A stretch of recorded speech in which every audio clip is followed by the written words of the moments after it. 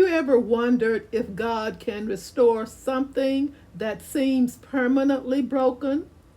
Maybe it's a relationship, a dream, a family, a church, or even a nation. Sometimes the damage looks so overwhelming that we begin to believe there is no way back. But Jeremiah chapter 30 reminds us that God specializes in restoration.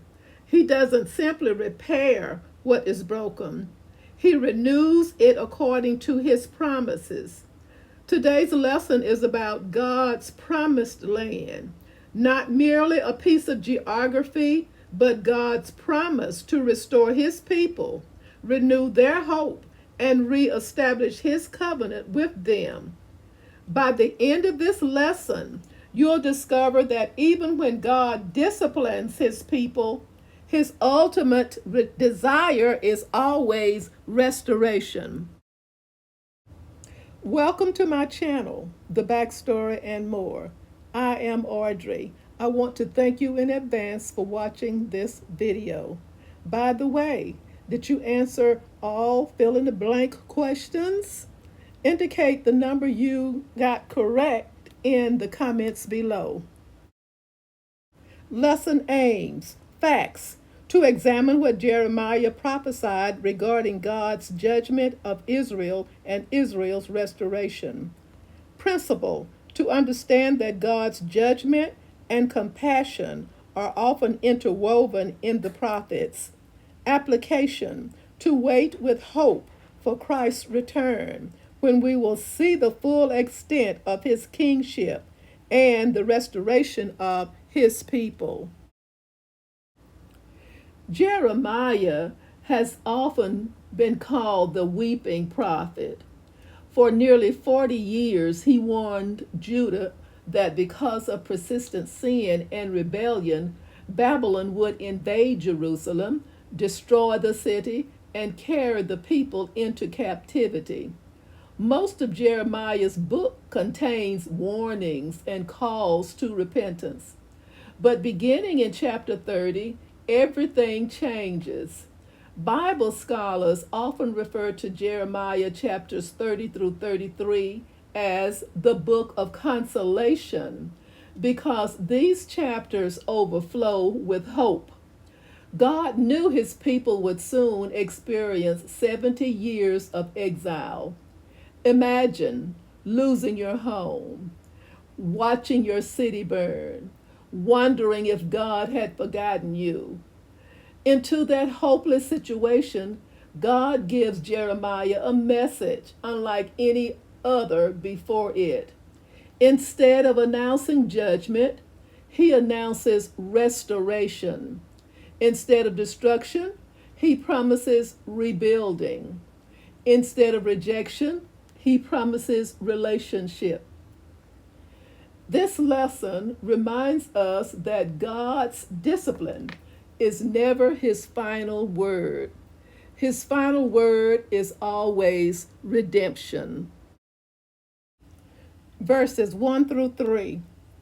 The word that came to Jeremiah from the Lord, saying, Thus speaketh the Lord God of Israel, saying, Write thee all the words that I have spoken unto thee in a book.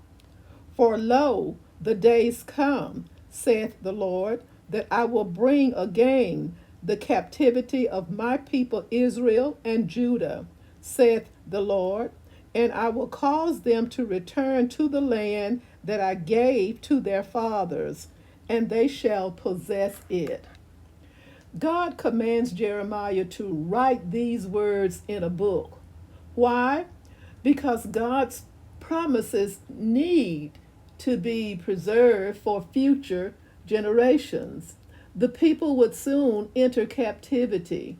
Years later, they would look back at Jeremiah's writings and discover that God had already promised their restoration. God's written word still gives hope today. Our feelings change, circumstances change. God's word does not change. Now, in verse 3, we see that God promises to bring his people back from captivity. Notice something important. God does not merely promise freedom, he promises restoration to the land he gave their fathers. He remembers his covenant. Human beings often forget promises. God never does. Verses 4 through 6. And these are the words that the Lord spake concerning Israel and concerning Judah. For thus saith the Lord, we have heard a voice of trembling, of fear, and not of peace. Ask ye now, and see whether a man doth travail with child. Wherefore do I see every man with his hands on his loins, as a woman in travail, and all faces are turned into paleness? Jeremiah describes terrible suffering. Men tremble with fear, faces grow pale. This period is often called the time of Jacob's trouble. The suffering is real, yet God declares he shall be saved out of it. The trouble isn't permanent, the promise is. Many believers today experience seasons of hardship, financial struggles, health challenges, family problems. But God reminds us that suffering does not cancel his promises. Verses 7 through 9. Alas, for that day is great, so that none is like it. It is even the time of Jacob's trouble, but he shall be saved out of it. For it shall come to pass in that day, saith the Lord of hosts, that I will break his yoke from off thy neck, and will burst thy bonds, and strangers shall no more serve themselves of him. But they shall serve the Lord their God, and David their king, whom I will raise up unto them. God promises freedom from foreign oppression. No longer will Israel serve strangers. Instead, they will serve the Lord and David their king. This points beyond Israel's immediate return from Babylon. Many Bible scholars see this as a prophetic picture of the coming Messiah, Jesus Christ, the Son of David, whose kingdom will ultimately fulfill God's covenant promises. Verses 10 through 11. Therefore fear thou not, O my servant Jacob, said the Lord, neither be dismayed, O Israel, for lo, I will save thee from afar, and thy seed from the land of their captivity. And Jacob shall return, and shall be in rest, and be quiet, and none shall make him afraid.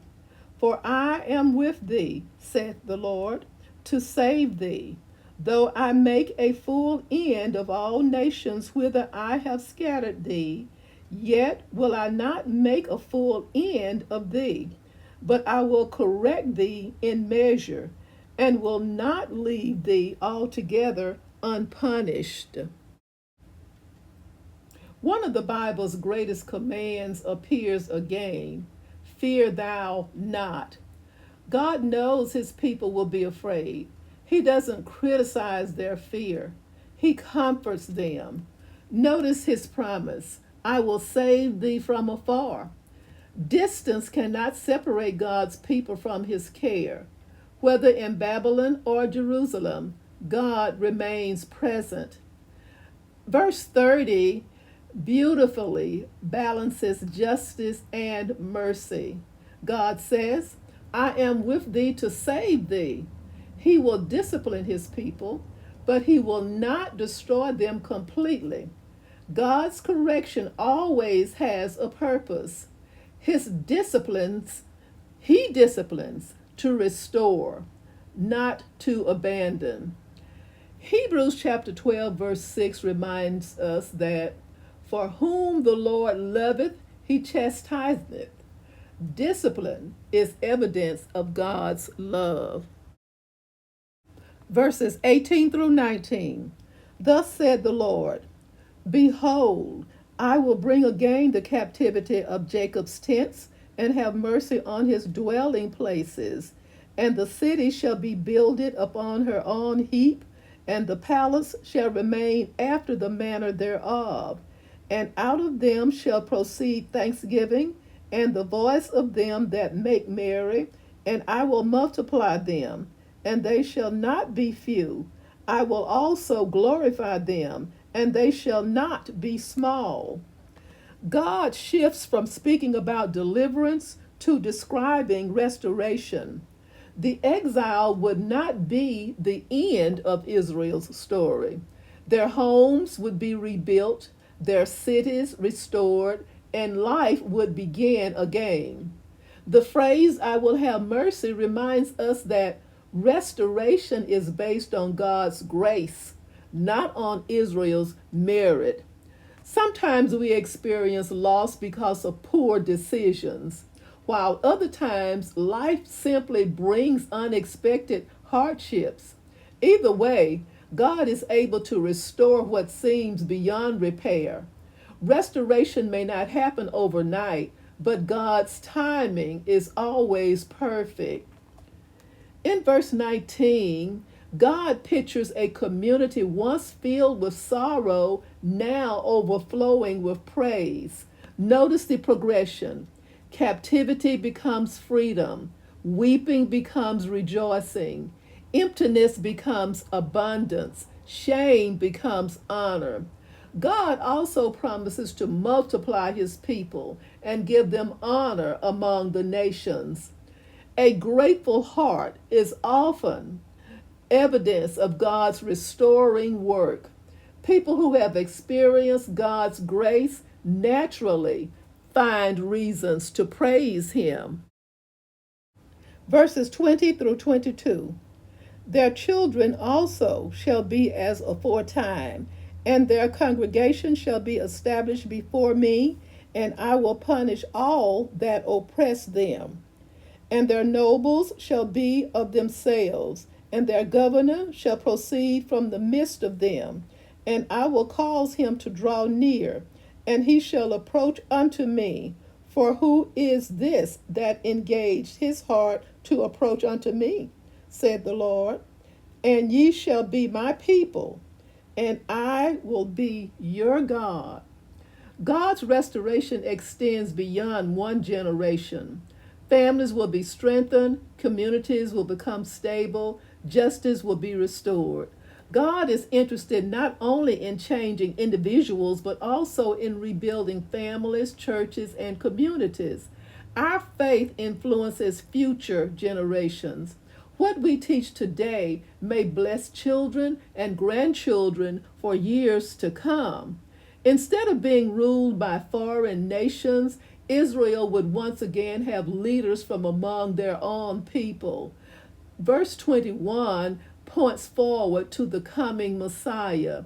Only Jesus perfectly fulfills the description of one who draws near to God on behalf of his people. Jesus is both our King and our great high priest. Jeremiah chapter 30, verse 22 states that, and ye shall be my people, and I will be your God. This is the heart of God's covenant. More important than possessing land, more important than rebuilding cities, more important than national prosperity is having a restored relationship with God. Everything God promised ultimately pointed to renewed fellowship with his people. God still desires a personal relationship with every believer. Through Jesus Christ, we are invited into the same covenant relationship expressed throughout Scripture. Reflection questions. Number 1. Why did God instruct Jeremiah to write his promises in a book? 2. What does today's lesson teach us about God's discipline? 3. How is restoration different from simply returning to the way things were? 4. Which promise in Jeremiah 30 gives you the greatest hope? 5. How can our church reflect God's restoring love in a community? Call to action. This week, choose one area of your life where you need God's restoring power. Write it down. Next to it, write Jeremiah 30:22. Ye shall be my people, and I will be your God. Pray over that promise every day, trusting that God is faithful to complete his work in his time. Let us pray together. Heavenly Father, thank you for being a God who restores. When we are discouraged, remind us of your promises. When we face discipline, help us remember that your love never fails. Strengthen our faith to trust your timing, even when we cannot yet see the outcome. Restore our hearts, our families, our churches, and our communities for your glory. Above all, help us live each day as your people, rejoicing that you are our God. In Jesus' name we pray. Amen.